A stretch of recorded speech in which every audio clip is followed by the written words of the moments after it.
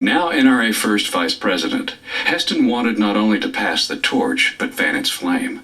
In this short film, you'll see Heston delivered the rare miracle of a powerful message in one single, perfectly riveting take.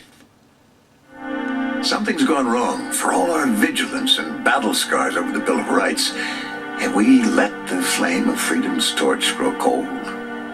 Because there can be no torch to pass where there's no flame. A well-regulated militia being necessary to the security of a free state, the right of the people to keep and bear arms shall not be infringed.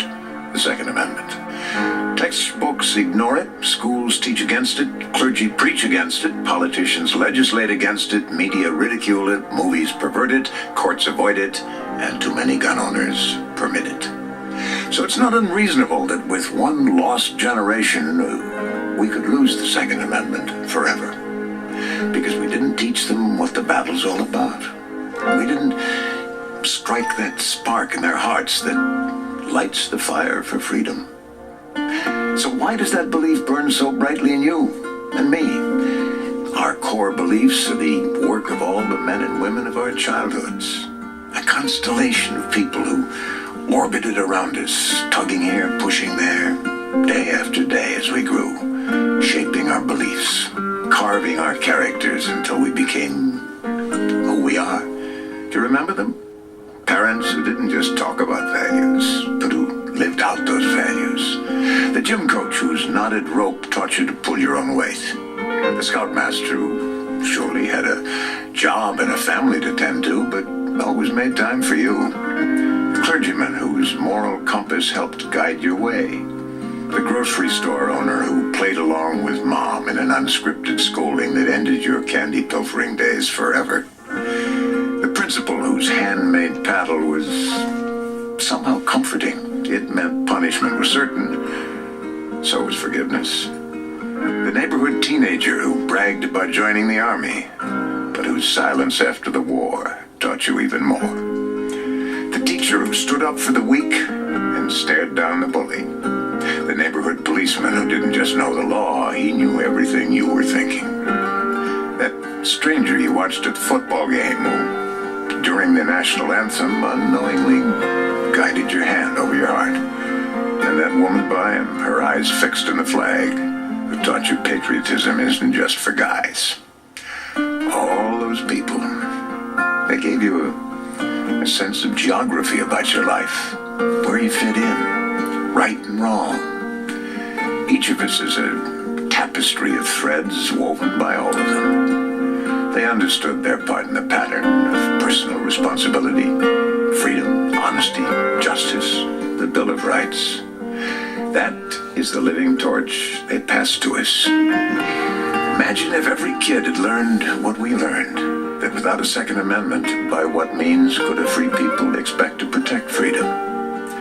We learned that. History proves it. Common sense confirms it, and any school kid can grasp it.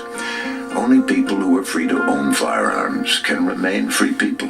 If every kid could just learn that a gun is a thing to be handled with care and respect, and yes, honor.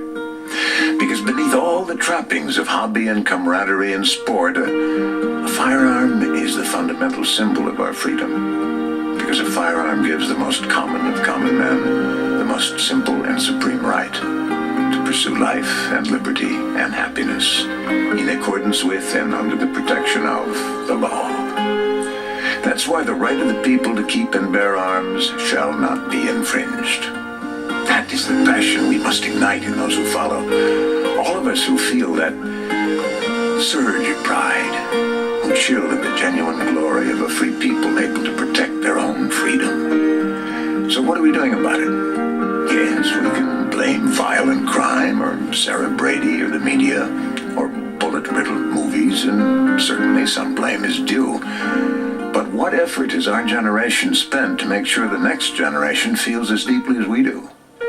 If we focus on anti-gun legislation but ignore an anti-gun generation, if we spend years as pro-gun activists but only minutes as pro-gun mentors, if we've earned the support of this generation of office holders but not the next generation of voters, we will have failed. We must tell it, teach it, live it, breathe it. Every one of us born beneath this blessed American sky has rights nobody can take away, because no one gave them to us. They were ours from the beginning. Each of us has a birth certificate, but it didn't give us life. It just put on paper what everybody already knows. We are alive. In the same way, the Constitution didn't give us rights. It just put on paper what everybody already knows. We are free to say and write and think and work and worship as we choose. We're free to own a firearm, and that right shall not be infringed. If you consider yourself a freedom-loving patriot, you can't shirk your duty to teach America's young to understand the Second Amendment, to revere it, to embrace it, to defend it, and in their turn, to bequeath it.